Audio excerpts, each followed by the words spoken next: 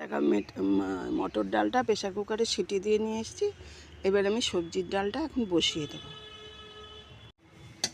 এ দেখো কড়াইটা বসিয়ে দিয়েছি, দুটো কাজু কিশমিশ ভেজে নিলাম, ডালে দেবো বলে খুব ভালো লাগে, একটু ভেজে নিলাম। দেখো কড়াইটা বসিয়ে দিয়েছি, আমি এবার ফোড়নে দিয়ে দিচ্ছি। দেখো গরম মশলা, তেজপাতা, জিরে, দুটো শুকনো লঙ্কা।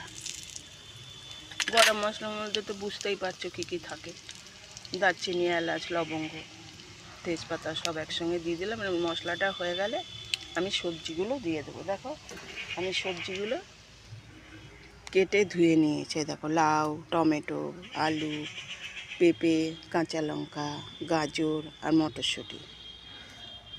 আমি এগুলো এখন কড়াইয়ে দিয়ে দেবো। দিয়ে দেবো।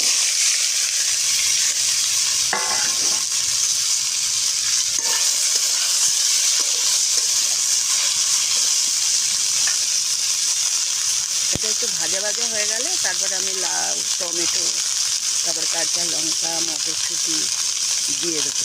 তারপরে যে একটুখানি আদা দিয়ে দিচ্ছি। আদাটা একটু না ভাজলে কাঁচা কাঁচা গন্ধ লাগবে তো।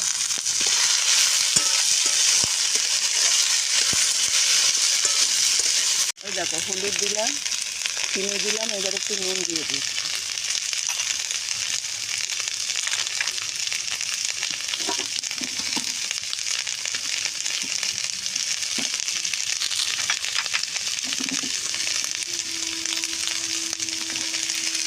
এবার আমি লাউ, টমেটো, লঙ্কাগুলো দিই।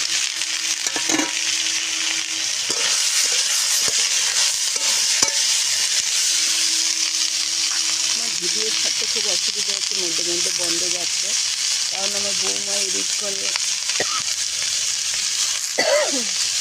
ওই এডিট করে, আমি এডিট করতেই জানি না, এর জন্য খুব অসুবিধা হচ্ছে। আমি এবার ডালটাও ঢেলে দিলাম। দেখো ডালটা হয়ে গেছে, মূলো সব সেদ্ধ হয়ে গেছে। দেখো আমি এবার কাজু কিশমিশটা দিয়ে দেবো, দিয়ে নামিয়ে দেবো। এবার নামিয়ে ফেলবো, সব সেদ্ধ হয়ে গেছে। আমার সবজির ডাল রেডি। তোমরাও এইভাবে করে খেয়ে দেখবে কেমন লাগে, আমাকে জানাবে কিন্তু।